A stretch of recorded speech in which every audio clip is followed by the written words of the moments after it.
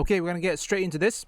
I really don't understand why companies do alphas at all anymore because they don't actually take our feedback into consideration. They don't really care about what their customers have to say as long as they believe that they are in the right and that, oh, eventually this method will pay off and maybe they will truly take feedback into consideration with Marathon, or else it's going to come out and be a total disaster. I don't think to the size of a Concord, but I definitely think that it is going to be a game that loses Bungie hundreds of millions of dollars if they don't change things quickly.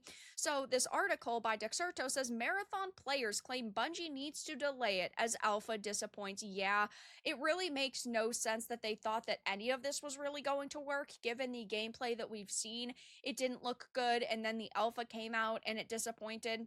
And I get that it's a closed alpha, right? So it's not like there's going to be millions and millions of people playing it.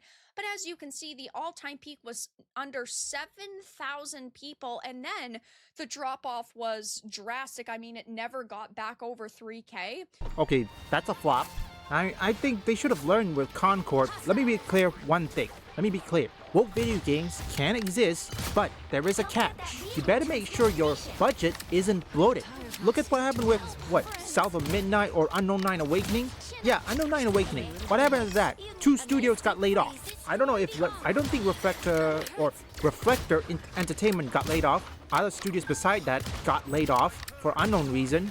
I mean, jeez. Wow, I think this is 500% cooked. Lost 50% of their alpha players in 24 hours, which is not a good look. If they can't even keep people around who were given free access, I don't know how they expect people to pay $40 for this. But it says Marathon's alpha launched to very mixed reception, with people who got to play it early having their fair share of likes and dislikes with the title. But many of the biggest creators who participated claim that it needs to be delayed. It's important to mention that Marathon's alpha is just that, an alpha. It's an early build of the game that isn't fully representative of the final product, but companies don't just put out alphas because they think, oh, well, it's still 5 years away. When they are releasing an alpha, typically it's because they're feeling pretty confident about the direction that it's headed in, and they think it's going to be done relatively soon. And, well, if this is what they think is going to get people to swipe their credit cards, they are sorely mistaken. I could agree on that, but still, look, regardless what it is, alpha, you had to convince people. Right now, many people are still playing either the first Descendant or even Marvel Rivals. And they're also playing single player. If this is gonna be like Concord, even though different, but nonetheless, they have to make sure they have a solid player count. And since it's Bungie, they're probably gonna get solid player count. However, if this turned out to be similar to either Concord or even Suicide Squad Kill the Justice League, good luck winning those players back. All your fans, no, not just your fans, but all of them will leave the game quickly in a snap of a finger. Free to play and premium price is good. With what's happening right now, you're really gonna have to justify it. If you really want to justify the $40, $50, whatever it is, you have to make sure that game is, one, polished, playable, and appealing. And make sure you convince people. You can't convince people when there's a lot of live service to choose from. You had to do something different. Drop off in the days since launch aren't exactly a good sign. Interest in Marathon is already waning for many who have access to it, and concerns have been raised by content creators who have played it that the game needs to be delayed out of 2025. I also think that the release period for this alpha was terrible for Bungie because not only did they face the Oblivion remastered shadow drop, but they also faced Expedition 33's release, which has blown away people's expectations. I mean, it is sold out worldwide. The physical editions are. There are millions of people who are buying it and playing it. That's true. I'm still playing it, folks. Yeah, I'm playing it, and I don't know how long I'm gonna be playing that. Both those games are good. And no, Expedition 33, I didn't see any woke element. Well, besides the character, you can have diverse characters, okay? However, you better make sure the story and the gameplay does not take a back seat. You have to take center stage. These two things are important. I'm having fun. I'm already 7 hours in. Well, let's just say less than 2 hours, and another 5 hours is mostly grinding. Just enjoying it and talking about it, so none of that really boded well for Bungie.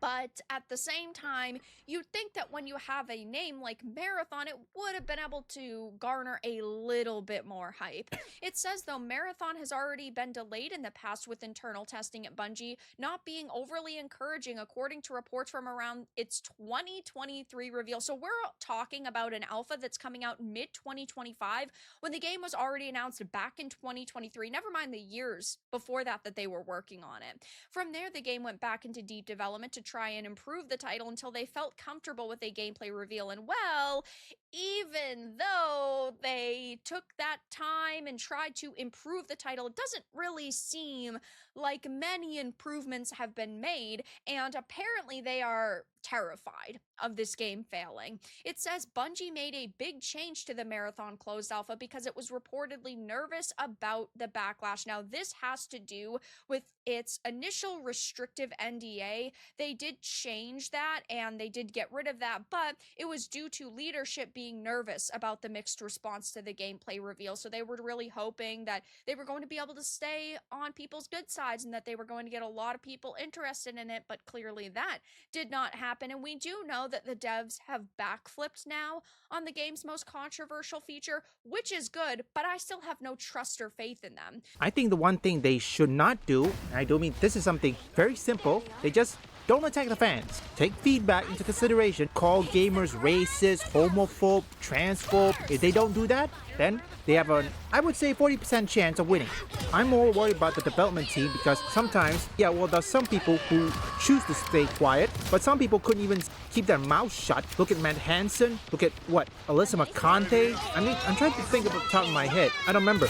I mean, there's a lot of people who just can't keep their mouth shut. Oh wait, Pikachu Lita. There's many examples. When people like that couldn't keep their mouth shut, guess what happened? The game failed.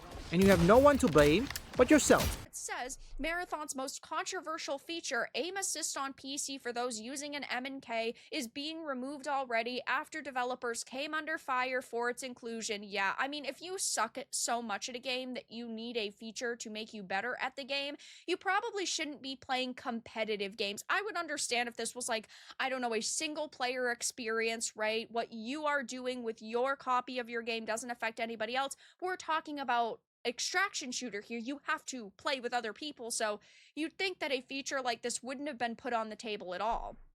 The studio, of course, behind Halo and Destiny, is trying its hand at an extraction shooter, but the early response hasn't been overly positive, with some even calling for a delay to overhaul core components. I don't think that this is going to be a failure as big as something like Concord, because that was the biggest in the history of the video game industry. It lost Sony hundreds of millions of dollars, but Sony is now facing hundreds of millions of dollars being lost on Marathon as well. Again, I feel like they're probably only putting like $200 or $300 million into this game compared to Concord's upwards of $500 million. Either way, though, it's definitely a chunk of change, and there's no fucking way that they're going to make money on this game unless they scrap it and they completely restart, which of course they don't want to do at this point in the development cycle. Well, that's Sony for you. I mean, what are the chances of that before they even 50% of the way, Sony decided to, no, stop, we're canceling, we're scrapped.